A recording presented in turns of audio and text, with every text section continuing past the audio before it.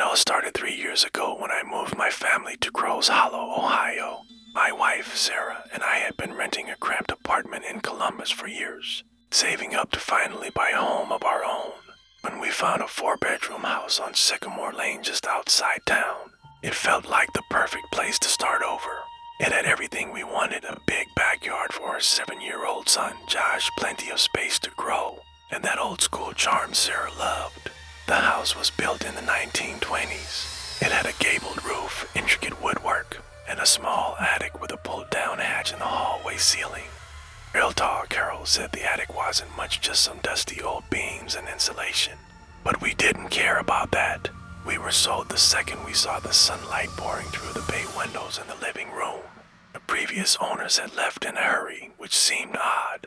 Carol said they'd moved to Florida to retire, but they'd barely bothered to clean out the place. We found random furniture, boxes of junk, and even a few kids' toys tucked into closets. It felt like they'd packed up overnight and left everything else behind. We didn't think much of it at the time. All their haste was our gain. The house was priced well below market value, and we took it as a lucky break. But looking back, maybe that should have been our first red flag. For the first few weeks, life was perfect. Josh loved his new room. Sarah was already planning renovations. I finally had a garage to tinker with my old 2008 Toyota Tacoma. Everything felt right, until it didn't. Whispers began. It started about 3 weeks after we moved in. I worked the night shift as a delivery driver for a supply company. I'd just gotten home around 2 a.m. The house was dark and quiet, and Sarah and Josh were fast asleep. As I poured myself a glass of water in the kitchen, I heard a faint whisper. It was soft, so quiet I thought I imagined it. But then it came again. PSST, over here. I froze, my hand tightening on the glass. The sound seemed to come from above me, directly over the kitchen. My first thought was that maybe Sarah or Josh had gotten up and were moving around upstairs. But as I climbed the stairs, the whispers grew louder. They weren't coming from any of the bedrooms. They were coming from the attic. Now, I'll admit, I didn't have the guts to check it out that night. I told myself it was nothing, maybe an old house groaning in the wind or something small, like a raccoon scurrying around. I closed Josh's door, kissed Sarah on the forehead, and went to bed. But I couldn't sleep.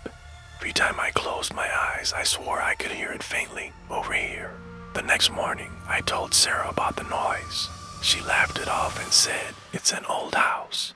Of course, it's going to make noise." And for a while, I believed her, until the whispers started happening every night. Things get worse. About a week later, I came home again from work to the same whispering sound. This time, I couldn't ignore it. I grabbed a flashlight from the garage and pulled down the attic hatch in the hallway. The ladder creaked as I climbed up, and the smell of stale air and insulation hit me immediately. The attic was cold, colder than it should have been for late spring. I swept the beam of my flashlight across the crawl space. It was mostly empty, just a few boxes the previous owners had left behind. But then I noticed something strange. In the thick layer of dust covering the attic floor, there were footprints, small ones like a child's. They led from the far corner of the attic to the hatch I'd just climbed through. A chill ran down my spine. I called out, "Hello, is someone up here?" No response. But as I stood there, I swear I felt the air shift, like someone was standing just behind me. I spun around, but there was nothing there. The attic was silent, save for my own heavy breathing. I climbed back down as fast as I could and shut the hatch, latching it tightly.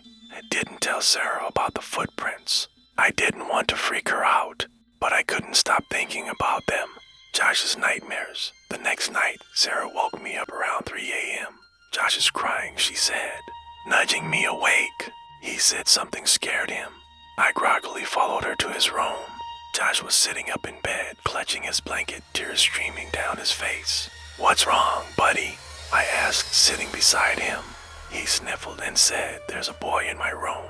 My heart skipped a beat. "What do you mean, a boy?" Josh pointed toward the attic hatch.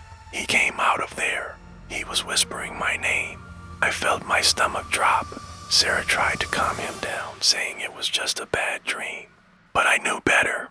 That night, I barely slept. I sat in the hallway outside Josh's room, staring up at the attic hatch, waiting for something to happen. I didn't hear any whispers, but I could feel the oppressive, heavy silence of the house. It was like the air itself didn't want me there. The climax, the final night, the night we finally decided to leave was the most terrifying night of my life. It was just after midnight when the banging started.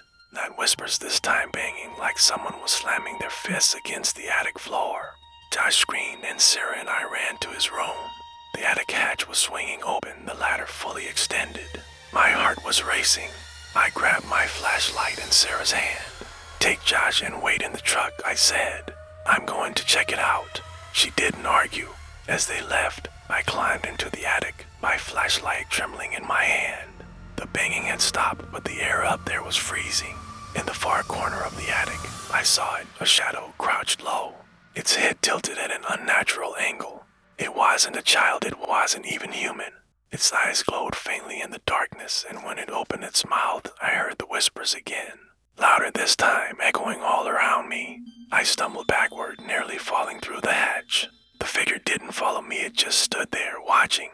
I slammed the hatch shut and ran out of the house. We didn't even pack. We drove straight to a Motel 6 off the interstate and didn't come back until the next morning to grab what we could.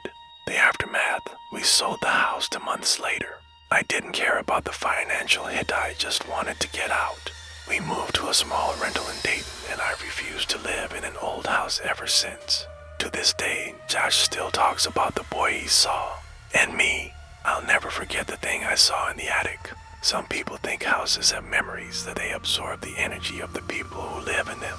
I used to think that was just superstition. Now, I'm not so sure. If you ever hear whispers in your attic, do yourself a favor. Don't investigate. Some things are better left alone. Have you ever had an experience like this? Something you can't explain that left you terrified?